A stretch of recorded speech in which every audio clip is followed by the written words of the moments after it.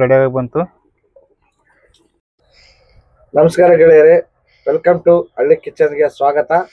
ಇವತ್ತು chicken fry ಹೇಗೆ ಮಾಡುವುದು ಅಂತಂದು ಹೇಳ್ಕೊಡ್ತೀವಿ. ಬನ್ನಿ ಗೆಳೆಯರೇ, ನೋಡೋಣ. ಬ್ಯಾಚುಲರ್ ಯಾರು ಬೇಕಾದ್ರೂ ಮಾಡ್ಕೊಬೋದು, ಸಿಂಪಲ್ ಆಗಿ ಆರಾಮ ಮಾಡ್ಕೊಬೋದು.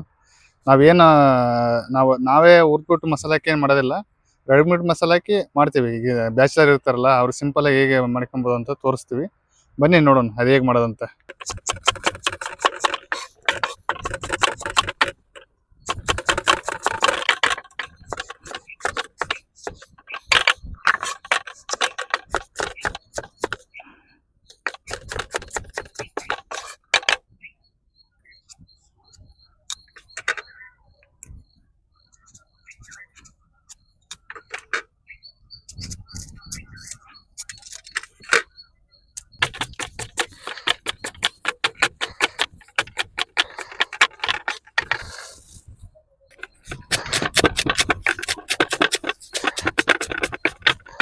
ಇವನ್ ಚಿಕನ್ ಫ್ರೈ ಮಾಡೋಕೆ ಏನೇನು ಬೇಕಂತ ನೋಡೋಣ.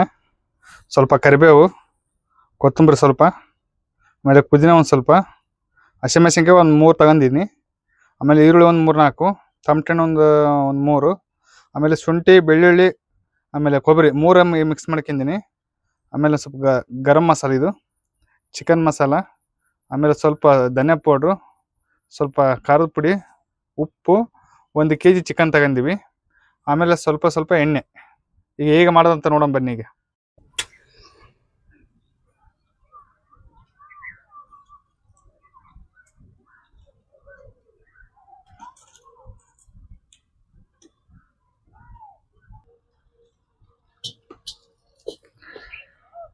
ಈ ಒಲೆ ಮೇಲೆ ಬಾಂಡಿ ಇಟ್ಟಿದ್ದೇವೆ, ನಮ್ಗೆ ಎಣ್ಣೆ ಹಾಕ್ತಾನೆ. ಈಗ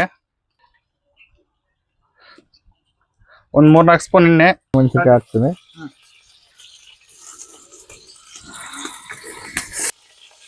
ಗೆಳೆಯರೇ, ಹಸಿಮೆಣಸಿನ್ಕಾಯಿ ಹಾಕಿದ್ದೀನಿ.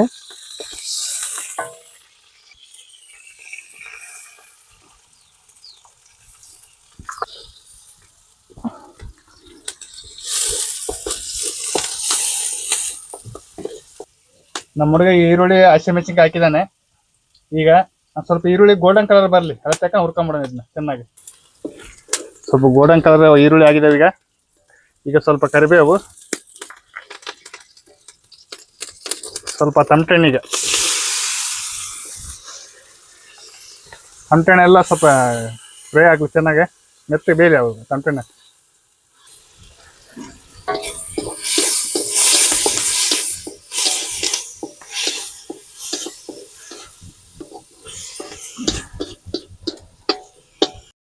ಟಮಟೆಣ್ಣೆ ಎಲ್ಲ ಬೆಂದಿದ್ದು. ಈಗ ಆನಂದ ಚಿಕನ್ ಹಾಕ. ಈಗ ಚಿಕನ್ ಹಾಕ್ತಾ ಇದ್ದಾನೆ ಆನಂದ.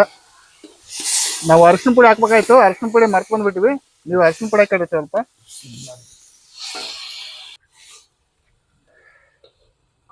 ಈಗ ಆನಂದ ಉಪ್ಪು ಹಾಕ್ತಾ ಇದ್ದಾನೆ. ಯಾಕ ಉಪ್ಪು ಇನ್ನೂ ಸ್ವಲ್ಪ ಉಪ್ಪು ಹಾಕಿದ್ವಿ. ಈಗ ನೀರು ಹಾಕಿ ಇದನ್ನ ಚೆನ್ನಾಗಿ ಸ್ವಲ್ಪ ನೀರು ಹಾಕಿ ಚೆನ್ನಾಗಿ ಬೇಯಿಸಿ. ಇವಾಗ ಸ್ವಲ್ಪ ನೀರು ಹಾಕ್ಬಿಡೋಣ. ಇಷ್ಟು ನೀರು ಸಾಕು, ಅದು ಚೆನ್ನಾಗಿ ಬೇಯಲಿ. ಈಗ ಚಿಕನ್ ಚೆನ್ನಾಗಿ ಬೇಯಲಿ, ಆಮೇಲೆ ಮಸಾಲೆ ಹಾಕೋಣ. ಇವರೇ ನೋಡ್ರಿ ಕುಕ್, ಹೆಡ್ ಕುಕ್. ಇವರು ತುಂಬ ಚೆನ್ನಾಗಿ ಅಡುಗೆ ಮಾಡ್ತಾರೆ.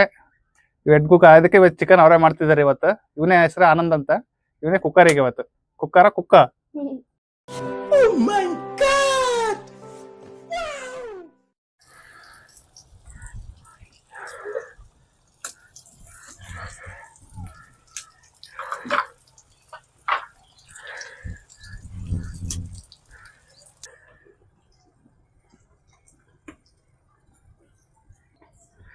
ಇವನ್ ಚಿಕನ್ ಒಂದು 3/4% ಬೆಂದಿದೆ.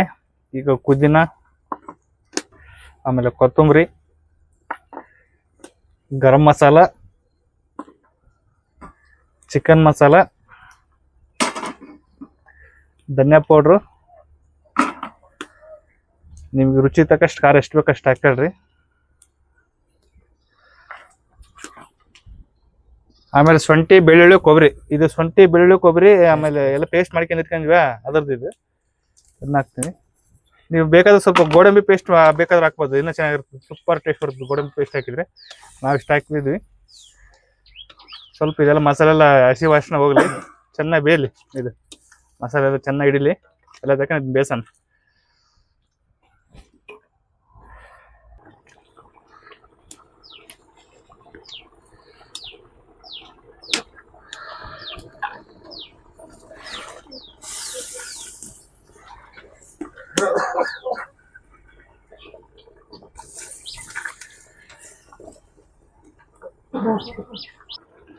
ಸ್ವಲ್ಪ ಉಪ್ಪು ಕಮ್ಮಿ ಅನ್ನಿಸುತ್ತೆ, ಅದಕ್ಕೆ ಸ್ವಲ್ಪ ಇನ್ನೊಂದು ಸ್ವಲ್ಪ ಉಪ್ಪು ಹಾಕ್ತೀನಿ.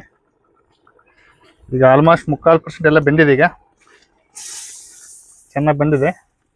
ಇನ್ನೇನು ಆಲ್ಮೋಸ್ಟ್ ರೆಡಿಯಾಗಿ ಬಂತು.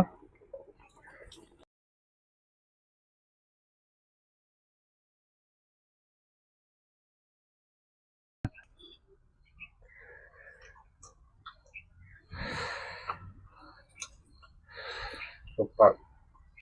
ನಮ್ಮ ಅಡಿಗೆ ಎಲ್ರಿಗೂ ಇಷ್ಟ ಆದರೆ ಲೈಕ್ ಮಾಡಿ, ಸಬ್ಸ್ಕ್ರೈಬ್ ಮಾಡಿ. ಹಳ್ಳಿ ಕಿಚನ್ ಚಾನಲ್ಗೆ ಸಬ್ಸ್ಕ್ರೈಬ್ ಮಾಡ್ಕೊಳ್ರಿ. ಫೇಸ್ಬುಕ್ ಪೇಜ್ ಐತೆ, ಅದಕ್ಕೂ ಸಬ್ಸ್ಕ್ರೈಬ್ ಮಾಡ್ಕೊಳ್ರಿ.